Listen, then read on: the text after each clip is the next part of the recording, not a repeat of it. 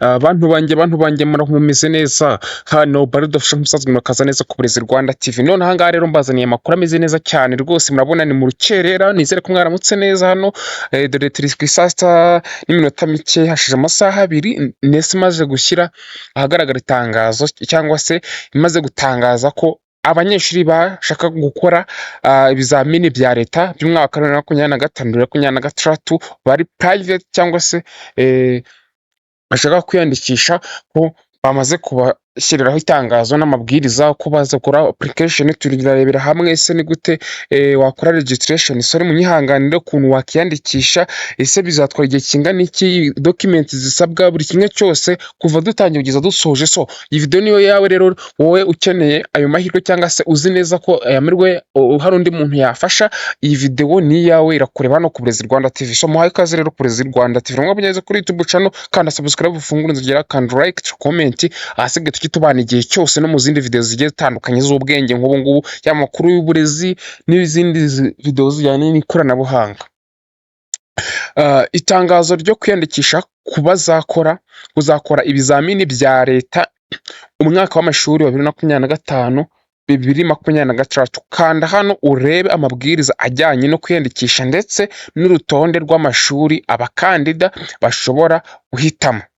Ndaje mfungure ino link turebe, sibyo? Kuvuga ngo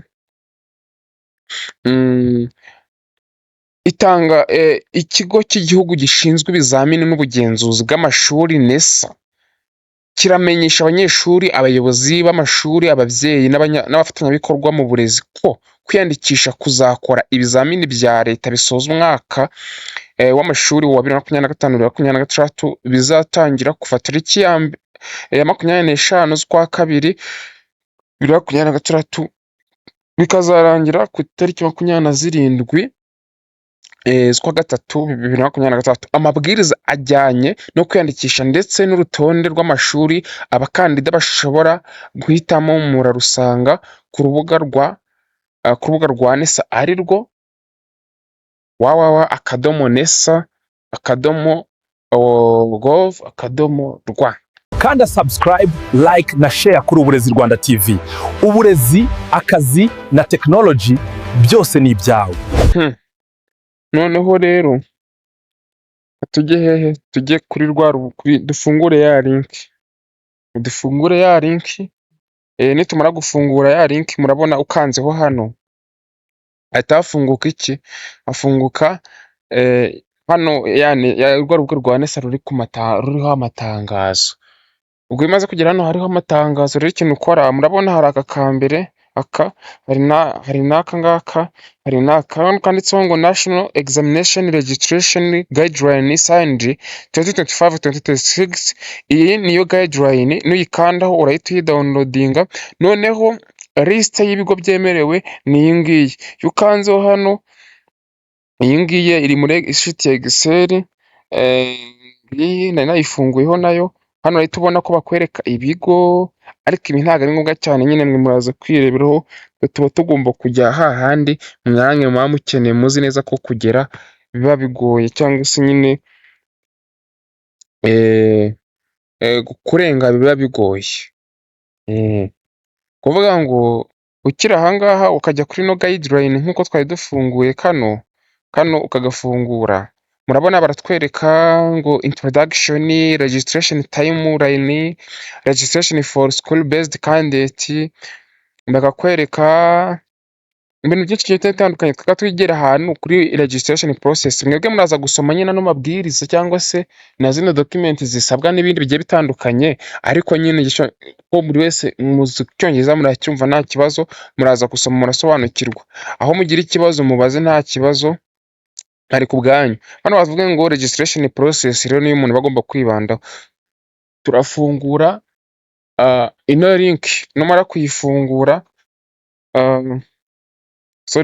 wowe ubundi uzamo hano wandike hano, uhitamo hano handitse ngo academic. Numara guhitamo handitse academic, uraza hano handitse ahangaha handitse NESA, National Exam Services. Then numara gukandaho bahita bakubaza hano, bakorera utuntu tubiri: private candidate ndetse no kwapiringa cyangwa se kurekarama. Wowe icyo ukora uhita ukora hano handitse private candidate. Umaze gukora handitse private candidate uhita uza hano handitse ngo register now. Umaze gukora handitse ngo register now urategereza. Hano baratubajije ngo candidate details, ugahitamo wenda niba nk'akarere kaduhitamo wenda nk'aha ngaha nk'iyi Kamonyi, wenda duhitemo niba ari TVET, niba ari advanced level, na duhitemo nka TVET ni urugero, ni sample ntabwo ari byanyabyo nyine, ni urugero. Wenda grade ugahitamo ikintu wari warize, wenda duhitemo wenda nta kibazo nka electronic services, igihugu n'u Rwanda, ugashyiramo irangamuntu,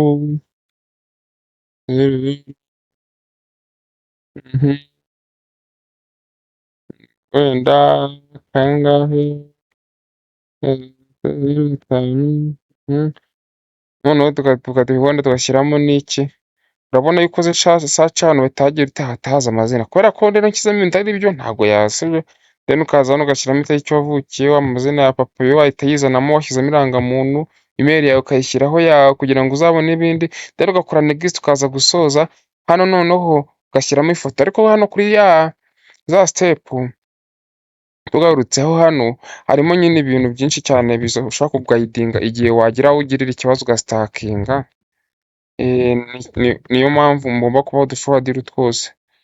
Urabona nyuma yo guhitamo hano kuzuza bya bindi byose twavugaga, uhita ukora next, then ukaza gukora handitse ngo create new.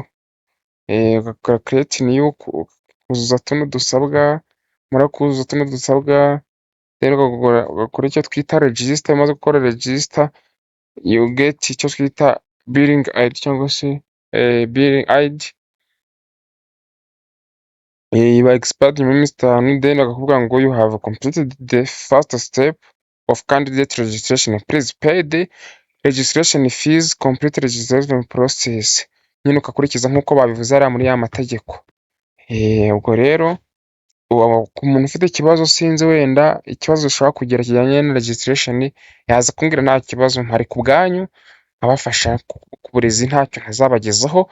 Bibutsa ngo mujye mukanda subscribe, ufunguze iryo tubana igihe cyose twubaka umuryango mugari w'uburezi Rwanda TV. So bye bye, God bless you, Imana ibarinde.